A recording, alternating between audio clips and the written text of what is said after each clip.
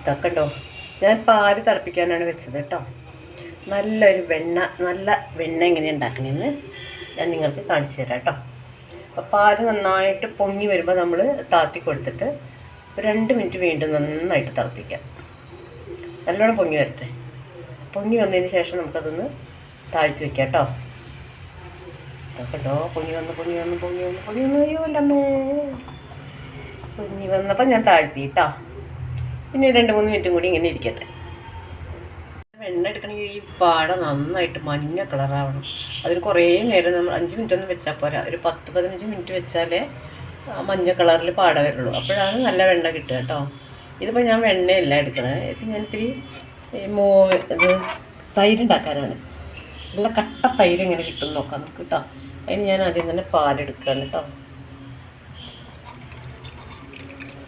അളവൊന്നുമില്ല, നമുക്ക് ഇഷ്ടമുള്ളത്ര പാലെടുക്കാം കേട്ടോ. ഞാനിപ്പോൾ ഇത്ര പാലാണ് എടുത്തത്.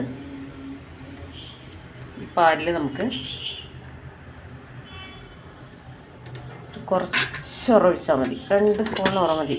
അപ്പം നല്ല പുളിയില്ലാത്ത നല്ല ഒന്നാന്തരം തൈര് കിട്ടും. ഞാൻ ഇത്തിരി മോരെടുക്കാൻ പോവാം കേട്ടോ.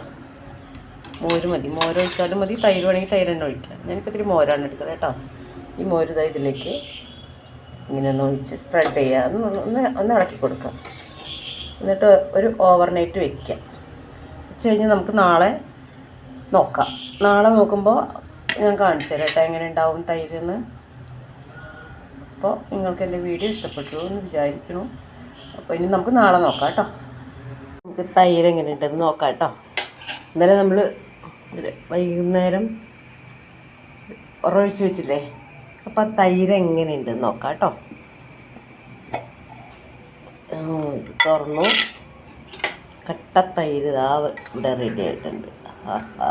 അതെ, കട്ട തൈര്, ഒട്ടും പുളിയില്ല, കൂടുതൽ പുളിയൊന്നുമില്ല, അറ്റിപ്പൊളി ടേസ്റ്റ് കേട്ടോ. ഇനി കൂടുതൽ പുളി വേണമെന്നുണ്ടെങ്കിൽ നമ്മൾ പുറത്ത് വെച്ചാൽ മതി, ഇല്ലെങ്കിൽ ഫ്രിഡ്ജിൽ വയ്ക്കാം. ഞാനിപ്പോൾ ഇത് കുറച്ച് കഴിയുമ്പോൾ ഫ്രിഡ്ജിൽ എടുത്ത് വയ്ക്കും കേട്ടോ. ഇങ്ങനെ നിങ്ങളും ചെയ്ത് നോക്കും. തൈര് എങ്ങനെ ഉണ്ടാക്കുക ഇപ്പോൾ മനസ്സിലായില്ലേ? ഇതാ കേട്ടോ. നമ്മൾ ഇവിടെ ഫോറിനൊക്കെ കൊണ്ടുവരുമ്പോൾ ഉള്ളതേ ടേസ്റ്റ് തന്നെയാണ്. ഫോറിൽ നിന്ന് ഇവിടെ കൊണ്ടുവരാറുണ്ട്, ദുബായിൽ നിന്ന്, ഖത്തറിന്ന്. എൻ്റെ സിസ്റ്ററിൻ്റെ മക്കൾ ഖത്തറിലുണ്ട്. അവർ വരുമ്പോൾ ഞാൻ നക്കിക്കൊണ്ടിരിക്കുക കേട്ടോ. നല്ല ടേസ്റ്റ്. ഇപ്പോൾ കൊണ്ടു തന്നതാണിത്, യോഗർട്ട്. നല്ല ടേസ്റ്റ് ചെയ്ത് അതേ ടേസ്റ്റ് തന്നെയാണ് ഇപ്പോൾ ഇതിനും കേട്ടോ. യോഗർട്ട് ഇത് എൻ്റെ സിസ്റ്ററിൻ്റെ മോൻ ഖത്തറിന് കൊണ്ട് തന്നതാണ്.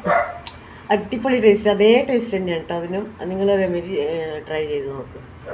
Okay, thank you so much. ഇതിലിപ്പോൾ ഞാൻ എന്ത് പയറിട്ട് വെച്ചിരിക്കുക കേട്ടോ. ഓക്കെ, ഇത് കൊണ്ടുവന്നിട്ട് കുറേ നാളായി.